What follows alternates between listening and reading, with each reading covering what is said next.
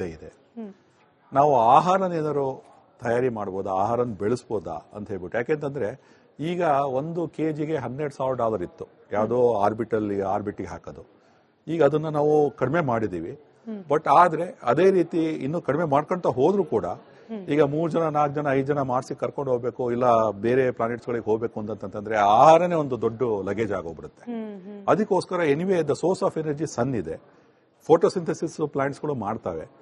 So ಅಂತರಿಕ್ಷದಲ್ಲಿ agriculture, ಕೃಷಿ ಮಾಡಬಹುದಾ ಅನ್ನೋದು ಭಾರಿ ಮುಖ್ಯ. ಈ ಪ್ರಾಬ್ಲಮ್ ಏನು ಅಂತಂದ್ರೆ ಅರ್ತ್ ಅಲ್ಲಿ ಗ್ರಾವಿಟಿ ಇದೆ. ಸೊ ಗ್ರಾವಿಟಿ ಬಹಳಷ್ಟು ಫಿಸಿಕ್ಸ್ ನ ರೂಲ್ ಮಾಡುತ್ತೆ, ನೀರಿರ್ಬೋದು, ಗಿಡ ಇರ್ಬೋದು, ಆ ತರ. ಆದ್ರೆ ಅಂತರಿಕ್ಷದಲ್ಲಿ ನಾವು 0G ಆರ್ಬಿಟಲ್ ಮೆಕ್ಯಾನಿಕ್ಸ್ ಅಲ್ಲಿ 0G ಎಫೆಕ್ಟ್ ಅಲ್ಲಿ ಮೇಲಿಲ್ಲ ಕೆಳಗಿಲ್ಲ, ನೀರು ಹೋಗೋದು ಯಾವ ರೀತಿ. ಸೊ ಈ ಅಧ್ಯಯನ ಬಹಳ ಮುಖ್ಯವಾಗಿರೋದು.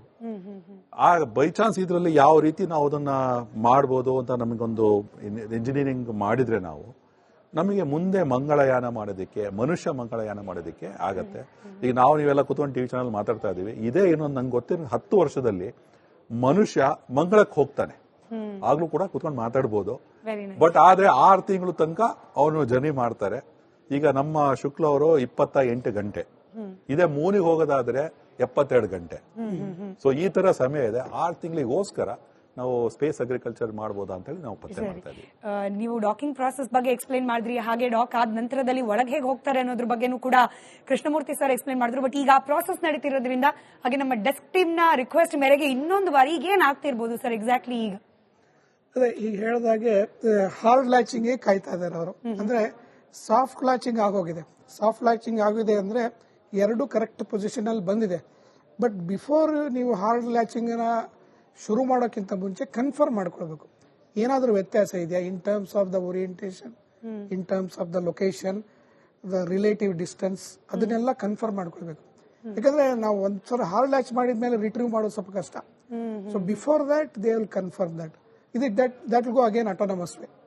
ಅದು ಕನ್ಫರ್ಮ್ ಆದ್ಮೇಲೆ then they will go for the hard latching. ಅದು ಹಾರ್ಡ್ ಲ್ಯಾಚಿಂಗ್ ಆದ ತಕ್ಷಣ as I said they will pressurise the vestibule ಅಂತ. ಮಧ್ಯದಲ್ಲಿ ಇದು ಈ ಕಡೆ ಡ್ರ್ಯಾಗನ್ ಇದೆ, ಈ ಕಡೆ ISS ಇದೆ. ISS ಮಧ್ಯೆ 2 ಲ್ಯಾಚ್ ಆದ್ಮೇಲೆ ಮಧ್ಯದ ಜಾಗ ಇದೆಯಲ್ಲ ಅದನ್ನೆಲ್ಲ ಪ್ರೆಷರೈಸ್ ಮಾಡ್ತಾರೆ. ಆಮೇಲೆ ಅಲ್ಲಿ ಏನಾದ್ರೂ ಲೀಕ್ ಇದೆಯಾ ಅಂತ ಚೆಕ್ ಮಾಡಬೇಕು. ಫಾರ್ ಎಕ್ಸಾಂಪಲ್ ಅದನ್ನ ಗ್ರೌಂಡ್ ಅಲ್ಲಿ ಇರ್ತಕ್ಕಂಥ ಎಕ್ಸ್ಪರ್ಟ್ಸ್ ಕೂಡ ಚೆಕ್ ಮಾಡ್ತಾರೆ ಮತ್ತು ಆನ್ ಬೋರ್ಡ್ ಅಲ್ಲಿ ಇರೋರು ಚೆಕ್ ಮಾಡ್ತಾರೆ. ಇಬ್ರು ಸೇರ್ಬಿಟ್ಟು ಏನಾದ್ರೂ ಲೀಕ್ ಇರಬಾರ್ದು. ಸೊ ಅದು ಲೀಕ್ ಚೆಕ್ ಕೂಡ ಆಗುತ್ತೆ.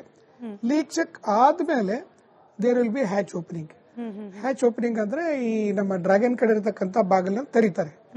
ತೆರೆದ ಮೇಲೆ our astronauts will move in to the International Space Station. Already 7 ಜನ ಅಲ್ಲಿ ಆಸ್ಟ್ರೋನಾಟ್ಸ್ ಇದ್ದಾರೆ. They will welcome these people.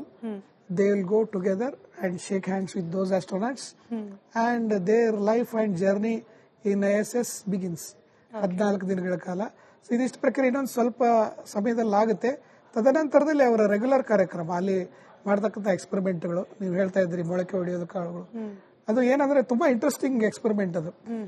ನಮ್ಮ ಏನಂದ್ರೆ ಈ ಮೊಳಕೆ ಕಾಳುಗಳನ್ನು ಕೊಟ್ಟಿರೋದು ನಮ್ಮ ಧಾರವಾಡದ ಕೃಷಿ ವಿಶ್ವವಿದ್ಯಾಲಯ. ಅದು ನಮ್ಮ ಕರ್ನಾಟಕರಿಗೆ ಹೆಮ್ಮೆ ವಿಷಯ. ಸೊ 2 ಕಾಳು ಕೊಟ್ಟಿದ್ದಾರೆ ಅವರು, ಒಂದು ಮೆಂತ್ಯ ಬೀಜ, ಇನ್ನೊಂದು ಹೆಸರು ಕಾಳು. ಇವ್ರು ಏನ್ ಮಾಡ್ತಾರೆ ಅಂದ್ರೆ ಅದನ್ನ ಅಲ್ಲಿ ಅಂತರಿಕ್ಷದಲ್ಲಿ ಮೊಳಕೆ ಹೊಡೆಯೋ ತರ ಮಾಡ್ತಾರೆ. ನೀರ್ ಹಾಕ್ಬಿಟ್ಟು 2-3 ದಿವಸ ಕಾಯ್ತಾರೆ. ಅದು ಅಂತರಿಕ್ಷದ ವಾತಾವರಣದಲ್ಲಿ ಶೂನ್ಯ ಗುರುತ್ವದಲ್ಲಿ ಆ ರೇಡಿಯೇಷನ್ಗಳ ಮಧ್ಯೆ ಯಾವ ತರ ಬೆಳೆಯುತ್ತೆ ಅನ್ನೋದನ್ನ ನೋಡ್ತಾರೆ. ನೋಡ್ಬಿಟ್ಟು ಆ ಮೊಳಕೆ ಹೊಡೆದ ಕಾಳುಗಳನ್ನು ಭೂಮಿಗೆ ವಾಪಸ್ ತಗೊಂಡ್ ಬರ್ತಾರೆ. ತಗೊಂಡ್ ಬಂದ್ಮೇಲೆ ಈಗ ನಮ್ಮ ಧಾರವಾಡ ಕೃಷಿ ವಿದ್ಯಾಲಯದವರು ಅದನ್ನ ಭೂಮಿ ಮೇಲೆ ಬೆಳೆದ ಮೊಳಕೆ ಹೊಡೆದ ಕಾಳುಗಳಿಗೂ ಅಂತರಿಕ್ಷದಲ್ಲಿ ಮೊಳಕೆ ಹೊಡೆದ ಕಾಳುಗಳಿಗೂ ಏನು ವ್ಯತ್ಯಾಸ, ಪೋಷಕಾಂಶ ಇರ್ಬೋದು, ಕಂಟೆಂಟ್ ಇರ್ಬೋದು, ಎನರ್ಜಿ ಇದು ಇರ್ಬೋದು, ಅದನ್ನೆಲ್ಲ ಚೆಕ್ ಮಾಡ್ತಾರೆ. ಅದು ಈಕ್ವಲಿ ಗುಡ್ ಪೋಷಕಾಂಶ ಮತ್ತು ಎನರ್ಜಿ ಕೊಡ್ತಾ ಇದ್ರೆ ಮುಂದೆ ನಮ್ಮ ನೆಕ್ಸ್ಟ್ ಗಗನಯಾನಕ್ಕೆ ನಮ್ಮ 4 ಜನ ಯಾತ್ರಿಗಳು 3 ಜನ ಯಾತ್ರಿಗಳು ಹೋಗೋರಿದಾರಲ್ಲ ಅವರಿಗೆ ನಾವು ಫ್ರೆಶ್ ಫುಡ್ ಆಗಿ ಡೈಲಿ ಪ್ರೋಟೀನ್ ಸೋರ್ಸ್, ಯಾಕಂದ್ರೆ ಸಪೋಸ್ ವೆಜಿಟೇರಿಯನ್ ಪರ್ಸನ್. ರೈಟ್, ಮತ್ತಷ್ಟು ಬ್ರೇಕಿಂಗ್ ಅಪ್ಡೇಟ್ ಬರ್ತಾ ಇದೆ. ಅಂತರಿಕ್ಷದಲ್ಲಿ 7 ಪ್ರಯೋಗಗಳನ್ನ ಮಾಡುವವರಿದ್ದಾರೆ ಶುಕ್ಲಾ. ಒಂದೊಂದನೇ ನಾವು ಕೂಡ ವಿವರಣೆಯನ್ನ ಪಡ್ಕೊಳ್ತಾ ಇದ್ವಿ. ನಮ್ಮ ಜೊತೆಯಲ್ಲಿರುವ ವಿಜ್ಞಾನಿಗಳ ಜೊತೆಯಲ್ಲಿ ಬಾಹ್ಯಾಕಾಶದಲ್ಲಿ ಕೃಷಿ ಬಗ್ಗೆ, ಹಾಗೆ ಸ್ನಾಯು ಮಸಲ್ಸ್ಗೆ ಸಂಬಂಧಪಟ್ಟ ಬಗ್ಗೆ ಕೂಡ ಒಂದಷ್ಟು ಪ್ರಯೋಗಗಳಿರುತ್ತೆ. ಸೂಕ್ಷ್ಮ ಜೀವಿಗಳು ಬದುಕುಳಿಯುತ್ತಾ, ಅವುಗಳ ಮೇಲಾಗುವ ಪರಿಣಾಮ ಏನು, ಹಾಗೆ ಮೈಕ್ರೋ ಆಲ್ಗೆ ಬೆಳವಣಿಗೆ ಬಗ್ಗೆ ಕೂಡ ಅಧ್ಯಯನ ಆಗುತ್ತೆ. 2 ವಿಧದ ಸೈನೋಬ್ಯಾಕ್ಟೀರಿಯಾಗಳ ಬೆಳವಣಿಗೆಯ ಅಧ್ಯಯನ ಕೂಡ ಆಗುತ್ತೆ. ಸೂಕ್ಷ್ಮ ಗುರುತ್ವಾಕರ್ಷಣೆಗೆ ಒಗ್ಗಿದ ಪದಾರ್ಥಗಳ ಅಧ್ಯಯನ. ಹಾಗೆ ಐಐಎಸ್ಸಿ ಬೆಂಗಳೂರಿನಿಂದ ಈಗಷ್ಟೇ ನಾವು ಅದರ ವಿವರಣೆಯನ್ನ ಪಡ್ಕೊಂಡ್ವಿ. ಎಲೆಕ್ಟ್ರಾನಿಕ್ ಡಿಸ್ಪ್ಲೇ ಹಾಗೆ ಕಣ್ಣಿನ ಚಲನೆ ಇದರ ಮೇಲಾಗುವ ಪರಿಣಾಮಗಳ ಬಗ್ಗೆ ಕೂಡ ಪ್ರಯೋಗ ಆಗೋದಿದೆ. ಈ 7 ಪ್ರಯೋಗಗಳನ್ನ ನಡೆಸುವವರಿದ್ದಾರೆ. ಸರಿ, ಮಜಲ್ ಹಾಗೆ ಅದರ ಮೇಲಾಗುವಂತಹ ಪರಿಣಾಮಗಳ ಬಗ್ಗೆ ಕೂಡ ಅಧ್ಯಯನವನ್ನ ಮಾಡಲಿದ್ದಾರೆ ಶುಭಾಂಶು ಅವರು. ಇದು ಎಷ್ಟು ಮಹತ್ವ, ಹಾಗೆ what exactly will he do, ಏನ್ ಮಾಡ್ತಾರೆ ಅಂತ ಹೇಳಿ. ಈ ಯಾವಾಗಿಂದ ಈ ಸ್ಪೇಸ್ ಜರ್ನಿ ಶುರುವಾಗಿದೆ, ಆರ್ಬಿಟಲ್ ಆರ್ಬಿಟಿಗೆ ಹೋಗಿ ಬರೋದು, we have seen that there's a bone loss and muscle loss, ಎರಡೂ ಲಾಸ್ ಆಗ್ತಾ ಇದೆ. And this is directly related to gravity. ಅಲ್ಲಿ ಗುರುತ್ವಾಕರ್ಷಣೆ ಇರೋದಿಲ್ಲ, ಯಾವಾಗಲೂ ಬೀಳ್ತಾ ಇದೆ.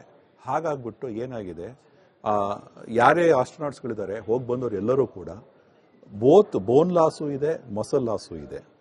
ಅದ್ರ ಬಗ್ಗೆ ಪ್ರಯೋಗಗಳನ್ನು ಮಾಡಿಬಿಟ್ಟು ಹೇಗೆ ಅದನ್ನ ಕಂಟ್ರೋಲ್ ಮಾಡೋದು ಅಂತ. ಈಗ ಇದ್ರ ಬಗ್ಗೆ ಮೊದಲಿಂದನೂ ಒಂದು ಸುಮಾರು ಪ್ರಯೋಗಗಳು ನಡ್ಕೊಂಡ್ ಬಂದಿದೆ. ಇಂಟರ್ನ್ಯಾಷನಲ್ ಸ್ಪೇಸ್ ಸ್ಟೇಷನ್ ಇಂದ ನಾಸಾದ ಒಂದು ಪ್ರೋಗ್ರಾಮ್ ನಡೀತಾ ಇದೆ. ಯಾಕೆಂದ್ರೆ ಇದ್ರ ಮಹತ್ವ ಏನು ಅಂತಂದ್ರೆ, ನಾವು ಮಂಗಳ ಗ್ರಹಕ್ಕೆ ಹೋಗ್ಬೇಕು ಅಂತಂದ್ರೆ 6 ತಿಂಗಳು ನಾವು ಸ್ಪೇಸ್ ಅಲ್ಲಿ ಇರಬೇಕು, ಮತ್ತೆ 6 ತಿಂಗಳು ವಾಪಸ್ ಬರ್ಬೇಕಾದ್ರೆ 1 ವರ್ಷ ಸ್ಪೇಸ್ ಅಲ್ಲಿ ಇರಬೇಕು. ಇಲ್ಲಿ ಏನಾಗ್ತಾ ಇದೆ ಅಂತಂದ್ರೆ, ಒಂದು ಅಂತರಿಕ್ಷದಲ್ಲಿ ನೀವು ಅಲ್ಟ್ರಾವೈಲೆಟ್ ರೇಡಿಯೇಷನ್ ಬರುತ್ತೆ, ಆಲ್ಫಾ ಪಾರ್ಟಿಕಲ್ಸ್, ಗಾಮಾ ಪಾರ್ಟಿಕಲ್ಸ್, ಅದು ಬರುತ್ತೆ. ಅದನ್ನು ತುಂಬಾ ತೊಂದರೆಗಳಿದಾವೆ. ಅದನ್ನ ಹೆಂಗೋ ಶೀಲ್ಡ್ ಮಾಡ್ಕೊಂತೀವಿ, ಲೆಡ್ ಇಟ್ಕೊಂಡ್ಬಿಟ್ಟು, ನೀರ್ ಇಟ್ಕೊಂಡ್ಬಿಟ್ಟು. ಆದ್ರೆ ನಮ್ ಹ್ಯೂಮನ್ ಬಾಡಿ ಗುರುತ್ವಾಕರ್ಷಣೆ ಇಲ್ದೇನೆ ಬೆಳೆದಿಲ್ಲ ಯಾವತ್ತು. ನಾವು ಯಾವಾಗಲೂ ಕೂಡ 1G 9.8 metres per second square ಅಲ್ಲೇ ಬೆಳೆದವ್ರು ನಾವು. ಹಾಗಾಗಿ ಈಗ ಅದೇ ರೀತಿ ನಮಗೆ 3G 4G 5G ಹೋಗ್ಬಿಟ್ರೆ ನಾವು ಮೂರ್ಛೆ ತಪ್ತೀವಿ. ಅದು 0G ಬದುಕ್ತೀವಿ, ಬಟ್ ಆದ್ರೆ ನಮ್ಮ ದೇಹದ ಮೇಲೆ ಬಹಳಷ್ಟು ಪರಿಣಾಮಗಳು ಆಗ್ತಾ ಇದೆ. ಮಸಲ್ ಲಾಸ್ ಅನ್ನ ಹೆಂಗ್ ಪ್ರಿವೆಂಟ್ ಮಾಡಬಹುದು ಅಂತ ಹೇಳ್ಬಿಟ್ಟು ಒಂದು ಪ್ರಯೋಗ ಮಾಡ್ತಾ ಇದ್ದಾರೆ. ಇದರಲ್ಲಿ ಈಗ ಸದ್ಯದಲ್ಲಿ ಮೊದಲಿನ ನಡ್ಕೊಂಡ್ ಬಂದಿರೋದು ಅಂತಂದ್ರೆ ಎಕ್ಸ್ಟ್ರೀಮ್ ಎಕ್ಸರ್ಸೈಸ್ ಮಾಡೋದು, ಸೈಕ್ಲಿಂಗ್ ಮಾಡೋದು, ಮತ್ತೆ ಏನ್ ನಾವು ಮನೇಲಿ ಜಿಮ್ ಆಕ್ಟಿವಿಟಿ ಮಾಡ್ತೀವಿ, ಟ್ರೆಡ್ಮಿಲ್ ಮಾಡ್ತೀವಿ, ಇದನ್ನ ಮಾಡೋದು. ಇದನ್ನೆಲ್ಲ ಬಹಳಷ್ಟು ಜನ ಮಾಡಿದ್ದಾರೆ. ಆಮೇಲೆ ವಾಪಸ್ಸು ಬಂದ್ರ ಮೇಲೂ ಕೂಡ ಕೆಲವು ಟೈಮ್ 6 ತಿಂಗಳು, 8 ತಿಂಗಳು, 9 ತಿಂಗಳು ಮೇಲೆ ಬಂದ್ರ ಮೇಲೆ ಅವರಿಗೆ ಎಷ್ಟು ಲಾಸ್ ಆಗಿರುತ್ತೆ, ಎಷ್ಟು ನಿಶಕ್ತಿ ಆಗಿರ್ತಾರೆ ಅಂತಂದ್ರೆ, 9 ತಿಂಗಳು ವಿತೌಟ್ ಗ್ರಾವಿಟಿ ಎಫೆಕ್ಟ್ಸ್ ಅಲ್ಲಿ ಬೆಳೆದವರಿಗೆ ವಾಪಸ್ ಇಲ್ಲಿ ಬಂದ್ರ ಮೇಲೆ ಆ ಮಸೂಲ್ ಆ ಬಾಡಿನ ಸಪೋರ್ಟ್ ಮಾಡಲ್ಲ. ನಾವು ಸುನೀತಾ ವಿಲಿಯಮ್ಸ್ ವಾಪಸ್ ಬಂದಾಗ ನೋಡಿದ್ವಿ, ಅದು ನೋಡಿದಿರಿ. ಆಮೇಲೆ ಬಹಳಷ್ಟು ರಷ್ಯನ್ ಆಸ್ಟ್ರೋನಾಟ್ಸ್ಗಳು ವಾಪಸ್ ಬಂದ್ರ ಮೇಲೆ ಅವ್ರನ್ನ ಎತ್ತಿಟ್ಕೊಂಡು ನಿಲ್ಲಿಸಬೇಕಾಗತ್ತೆ. ಆಮೇಲೆ 7 ಹೊರಗೆ ತೆಗಿತಾರೆ. ಯಾಕೆ ಇದು this something related to physics. ನಮ್ಮ ಬಾಡಿ ಮತ್ತೆ ಫಿಸಿಕ್ಸ್ ಇದಕ್ಕೆ ಸಂಬಂಧಪಟ್ಟಂಗೆ. ಸೊ ಈ ರೀತಿ ಇದ್ರ ಬಗ್ಗೆ ಅವರು ಎಕ್ಸ್ಪೆರಿಮೆಂಟ್ಸ್ಗಳನ್ನು ಮಾಡೋರಿದ್ದಾರೆ. ಆಮೇಲೆ ತಮ್ಮ ಮಾಧ್ಯಮದ ಮೂಲಕ ಹೇಳೋದಾದ್ರೆ, ಒಂದೇ ಒಂದು ವಿಚಾರ ಮಿಸ್ಸಿಂಗ್ ಏನಿದೆ ಅಂತಂದ್ರೆ, ಸ್ಪೇಸ್ ವಾಕ್ ಒಂದು ಆಗ್ಬೇಕಾಗಿತ್ತು.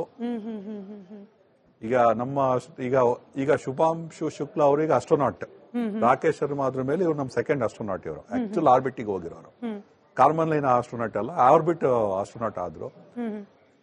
ಸ್ಪೇಸ್ ವಾಕ್ ಒಂದು ಏನಾರೋ ಯಾವ್ದಾರೋ ಒಂದು ರೀತಿಯಲ್ಲಿ ಮಾಡ್ಬಿಡಿದಿದ್ರೆ ನಮಗೆ ಏನ್ ಎಕ್ಸ್ಪೀರಿಯನ್ಸ್ ಬೇಕಿತ್ತು ನಮ್ಮ ಅಂತರಿಕ್ಷ ನಿಲ್ದಾಣ ಮಾಡೋದಿಕ್ಕೆ, ಇಂಟರ್ನ್ಯಾಷನಲ್ ಸ್ಪೇಸ್ ಸ್ಟೇಷನ್ ತರ ಇಂಡಿಯನ್ ಸ್ಪೇಸ್ ಸ್ಟೇಷನ್ ಮಾಡೋದಿಕ್ಕೆ ನಮಗೆಲ್ಲ ಬಂದ್ಬಿಡ್ತಿತ್ತು.